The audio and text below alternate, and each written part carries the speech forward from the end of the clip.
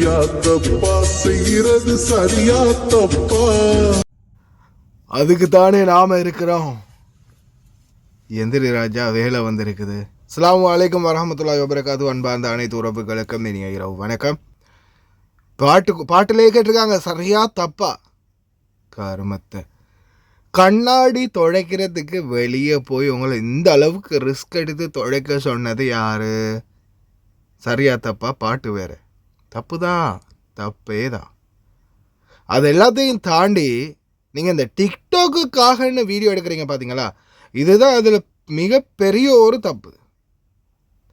கடைசியில் அந்த 2 காட்டுறீங்க பார்த்தீங்களா, ஒரு கையை கிரிப்பில் வச்சுருக்கிறீங்க, பிடிச்சிக்கிட்டு இருக்கிறீங்க.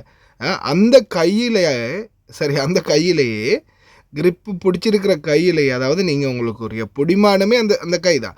அந்த கையால் கடைசியில் அந்த 2 காட்டுறீங்க பார்த்தீங்களா, அதுதான் நீங்கள் செய்கிற மிகப்பெரிய தவறு. அதையும் தாண்டி இந்த வீடியோவாக இதை எடுத்து நான் துடைக்கிறேன், நான் வேலை செய்கிறேன், நாங்கள் இப்படித்தான் ஜன்னல் துடைப்போம் அப்படின்ற அந்த வீடியோ ஒன்று எடுத்து போட்டு காட்டுறீங்க பாருங்கள். இது இன்னும் சிலரை தூண்ட வைக்கிற செயல். இதை மாதிரி நீங்கள் துடைக்கும் போது சரி, நீங்கள் உங்களுக்கு எதுவும் ஆகலை, இறைவன் எல்லாரையும் பாதுகாக்கணும், உங்களுக்கு எந்த ஒரு ஆபத்தும் வந்துடக்கூடாது. ஆனால் இந்த நேரத்தில் இந்த 2 காட்டும்போது விழுந்தா என்ன ஆகும்ன்றது கொஞ்சம் யோசிச்சு பாருங்கள். ஒன்று முதுகெலும்பு இடுப்பெலும்பு உடையலாம், உசுறு போகலாம், கால் கை உடையலாம் இல்லையா?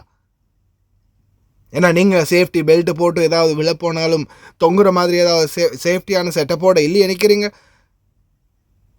இந்த நேரத்தில் ஏதாவது ஒன்று நடந்தா யார் பொறுப்பு? கவியில் என்ன சொல்லுவாங்க, நாங்கள் யாரும் ஜன்னலில் போய் துடைக்க சொல்லலை, ஜன்னலில் இறங்கி யாரையும் துடைக்க சொல்லலை அப்படின்னு சொல்லுவாங்க. ஏன்னா இந்த நாட்டில் சட்டம், அங்கே பாருங்கள் பின்னாடி மதில் வேறு இருக்குது, மதில் சுவர் வேறு இருக்குது. அதில் சரியாக இடுப்பு சரி, தலை சரி, கழுத்து சரி பட்டா என்ன ஆகும்? சுவர் கூட இருக்குது பின்னாடி.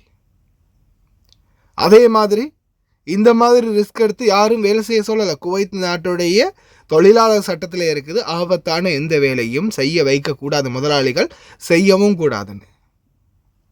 நீங்களாம் இது ஃபண்ணுக்காக செய்கிறது, நீங்களாம் இது தொழிலுக்காக செய்யலை, ஃபண்ணுக்காக செய்கிறது.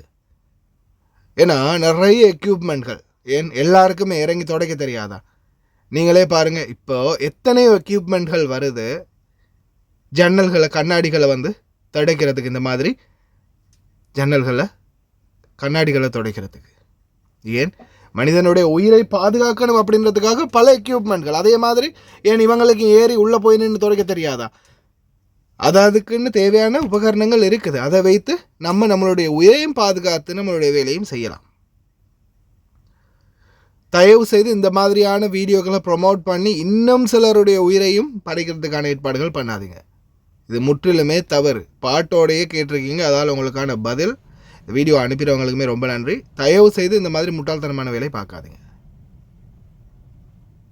அதே மாதிரி வாகன சாரதிகளை, ஆரம்பத்தில் வண்டிகளை தூங்குற மாதிரி ஒரு வீடியோ பார்த்துருப்பீங்க. அதுக்கான முக்கிய காரணம் இருக்குது. அதுக்கு முன்னாடி இப்போ பார்த்தீங்கன்னா பல வீதிகள்லையுமே பனிமூட்டம் நிறைஞ்சிருக்குது.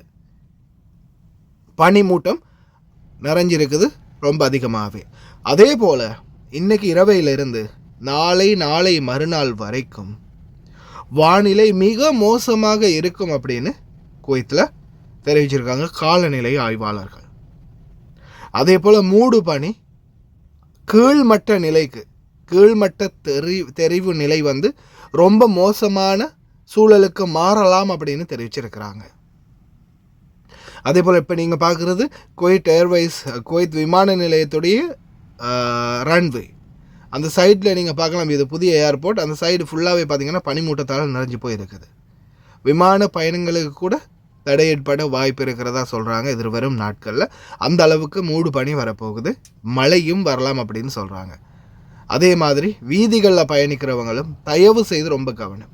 அவங்களுக்கே புரியும், ரொம்ப தூரத்தில் பார்த்திங்கன்னா கொஞ்சம் அந்த ஒரு சாதாரணமான தூரம் தான் தெரியுது, அதுக்கு அங்கிட்டு வந்து அந்த பனிமூட்டம் ஃபுல்லாகவே மூடி இருக்கிறது அவங்களுக்கு தெரியும். அதே போல் இந்த குளிர்காலத்தில் பார்த்திங்கன்னா நிறைய தொழிலாளர்கள், அதாவது குறிப்பாக வாகனம் ஓட்டக்கூடிய சாரதிகள் வெயிட்டிங்கில் இருக்க வரும். சில இடங்களில் போய் நாம் 2-3 மணித்தியாலங்கள் இந்த மாதிரியே நல்லா படுத்து தூங்க வேண்டி வரும். A few moments later. அதுக்கு பிறமா நாம் எந்திரிக்கணும். எந்திரிக்கிறதுக்கு நம்ம உசுரோடு இருக்கணும் இல்லையா? எல்லாம் வல்ல இறைவன் பாதுகாக்கட்டும், யாருக்கும் எந்த ஒரு கஷ்டமும் வராமல் எந்த ஒரு ஆபத்தும் வராமல். நிறைய பேர் இப்போ இந்த குளிர்காலத்தில் கொஞ்சம் சின்ன சில்லுன்னு காற்று கூட வெளியில் வந்துடக்கூடாது அப்படின்றதுக்காக என்ன செய்வோம், ஃபுல்லாகவே கிளாஸ் எல்லாம் மூடி வச்சுருவோம். ஜன்னலை ஃபுல்லாகவே நாம் மூடி வச்சுருவோம், கிளாஸ் எல்லாமே மூடிடுவோம், ஃபுல்லாகவே உயர்த்தி வச்சுருவோம். ஆனால் இந்த மாதிரி சூழலை இது நம்மளுடைய வாடிக்கையான வேலை தான். நம்மளுக்கு வேறு ரூம்லலாம் தூங்குறதுக்கு பெருசாக நேரம் கிடைக்கிற கேப்பில் கொஞ்சம் வண்டிக்குள்ளே அப்படியே தூங்கிக்கிறது தான். ஏன்னா நியூஸும் மெசேஜும் போடுறதுக்கே டைம் சரியாக இருக்கும் இரவையில், வேலை விட்டு வந்ததுலேருந்து விடியும் வரைக்கும். இந்த மாதிரி சூழல்கள் இருக்குது. நிறைய பேர் நாம் இந்த மாதிரி ஏர்போர்ட் பல இடங்களுக்கு போவோம். சில நேரங்களில் டிலே ஆகும். நாங்கள் ஒரு 2-3 மணி நேரம் கழித்து தான் வருவோம்னு சொல்லுவாங்க.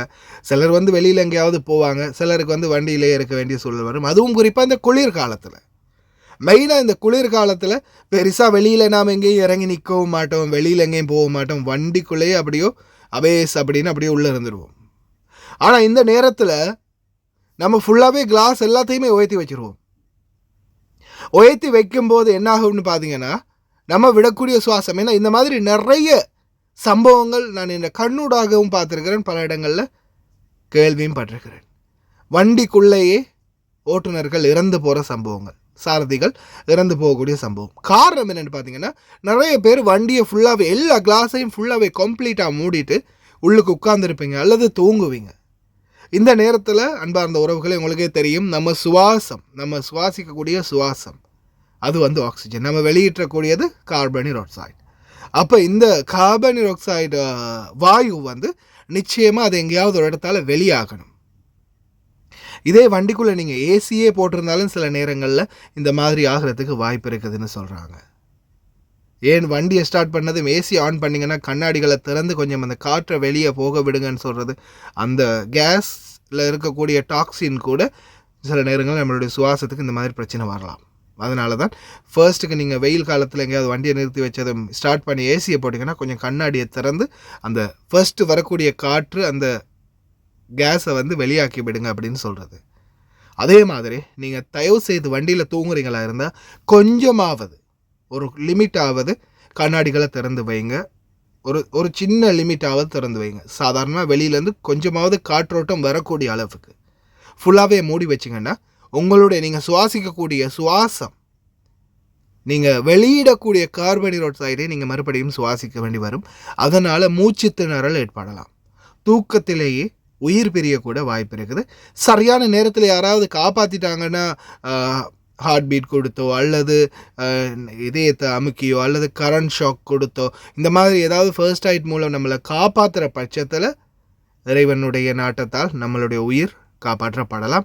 அதே நேரம் நம்ம தலையில் அவ்வளவுதான், எழுத்து முடிஞ்சிருச்சு, கொண்டு வந்த ஆயுள் முடிஞ்சிருச்சு அப்படின்னா அந்த சந்தர்ப்பத்தில் போய் தான் ஆகணும்.